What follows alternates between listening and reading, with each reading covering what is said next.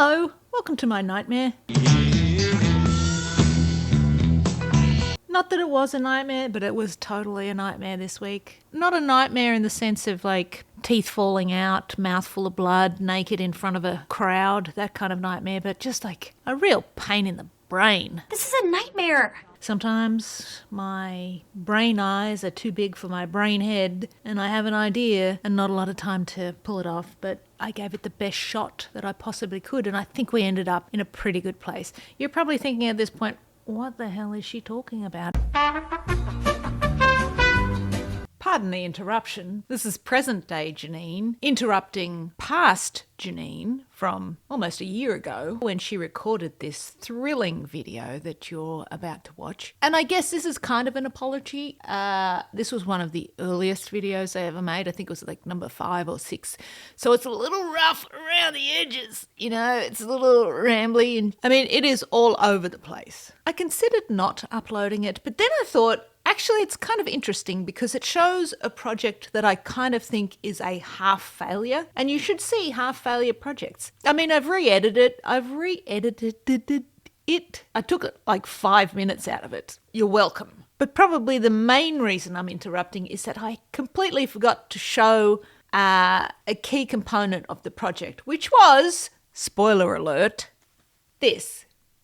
It's a crane. The project, and this is the too long didn't read part of the video, so I guess you really won't need to watch it after all this, was making a Mad Magazine poetry fold-in about a folding crane. And the final step of that project was to turn the printed fold-in poem into an actual folding crane. Genius. It is the crowning glory of this project. And I didn't even show it in the original video. So that's why I'm interrupting. Now I'll let you get to it. Let's dig into how it got from an idea in my brain to a piece of paper to this. And take it away past Janine with a poetry slam with herself, which is myself and me. And cut, begin. Let's get this party started. Okay, so we've had conceptual, we've had philosophical. Let's call this week experimental? Experimental. It's an experiment. You might be wondering what I'm talking about.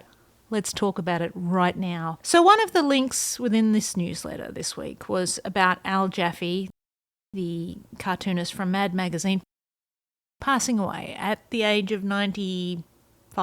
I mean, it's a triumph of a life, really. And if you're a fan of Mad Magazines, you'll know all about the Mad Magazine fold-in. In case you've never seen one, I've printed some old classics out here just to show you. These are all, of course, pre-folded in. And this one, we'll fold this one in. So the basic thing is I'd pose a question up here usually, and this one was, what new sex object has brought out our animal instincts? And then have a little introductory thing here. Sex objects have been used to sell movies, TV shows, books, records, etc. for years.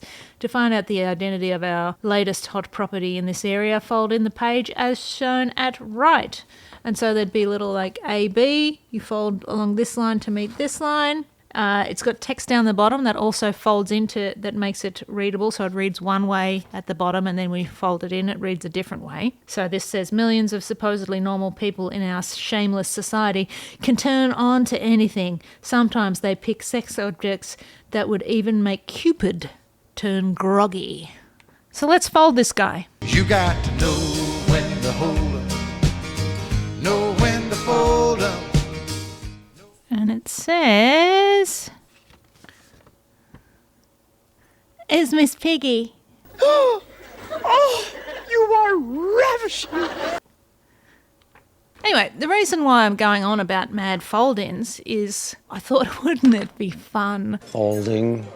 Another one of these bird brain Janine ideas that starts out with the sentence, wouldn't it be fun? Which I think is code for, wouldn't it be a nightmare, Janine, if you decided to write a post to the stream that worked like a mad fold-in so that it read one way when it was full width and then you folded it in and it read completely new way. Nightmare.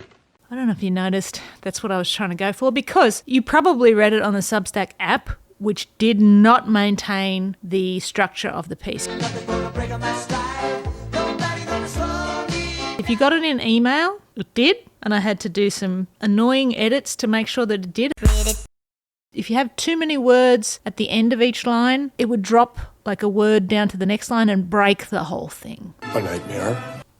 This is basically this week's post as the fold in. So I put the A and the B for like fold here to here. Should we bother folding that in? So it's called the folding crane, but once you fold it in, it's just called the crane. I had to get around the fact that you can't fold in on a digital screen on Substack by using bolding and, what do you call it? Italics. So if you look at this, you can see where you would fold it. I don't know. Does any of this make sense? Totally. So when I had this idea, I knew that it was going to be, with the time frame I had set myself, very challenging. What was the genius's big plan? I'll do a poem, but each stanza within the poem would be related to some kind of fold. So the first one was Fold your clothes, sometimes. laundry fold. Second stanza, centerfold. Third stanza, bill fold. Folding as in giving in. When you're playing poker, I fold. two-fold. Fold eggs into a cake. You fold a business. Arms fold. Don't fold your arms at me. Folding arms around someone. Want a hug? And then the last one I've got is to do with folding paper. What sort of paper folds? I was thinking origami, which is where the crane comes into this. Dr. Fraser Crane. The reason that it's 52 lines is a total cock-up by Janine, who had no time to read something thoroughly. I just Googled how many folds in an origami crane, because I thought that would be cool if the number of lines matched the number of folds in an origami crane. And the first thing I found, you should always look at more than one source, but the first thing I found had 52 steps. So I immediately thought it's 52 folds in a crane. It turns out that the thing that had 52 steps included things like, turning it around. That's not a fold. The number's more like 15. Doesn't matter. 52 lines, 13 stanzas. If I ever went back and rewrote this thing, I think I would get it down to 5 stanzas. I mean, that's what poetry is all about. It's coming up with a first draft, which I think this 52-line poem is, then massaging it and getting it to something different. But I only had a time limit, and we've got what we've got, people. This is what you want, this is what you get. Forgive me? So Sunday night, I realised that this was going to be super challenging to get done in the time that I allot myself to do these things. So I thought, okay, if I write the shortened version on Sunday night, then on Sunday morning, I could literally expand it in my brain and fill in the gaps. So this is actually what it looked like.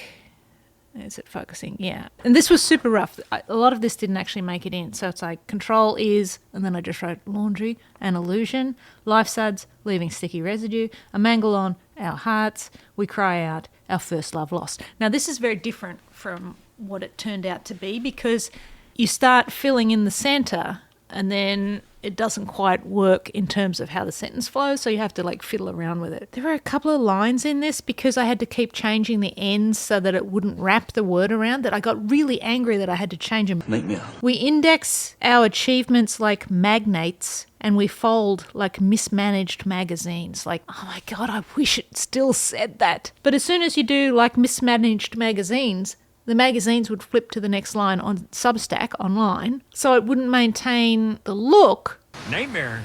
Which messed up the whole structure of the thing. So as much as I loved that line, I can't use it because I'm constrained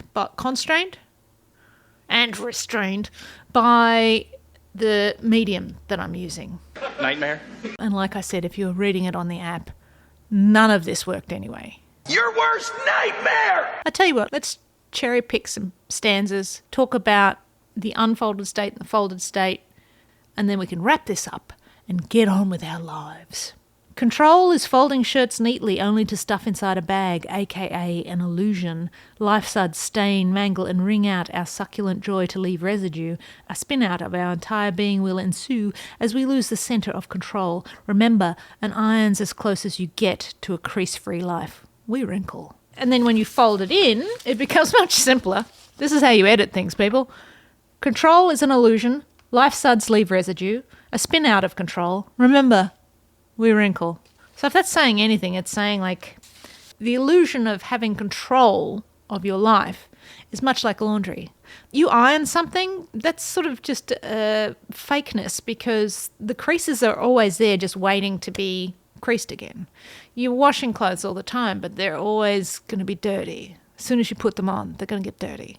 Why am I saying dirty like that? Dirty. The next one was centerfold. I like the idea in that one of like everybody, when they're folded, has like the staples at the center of themselves, like sticking sharply into them, yet you open the page and it's smooth. There's something in that. I don't really know where I'm going with that, but shame centerfolds.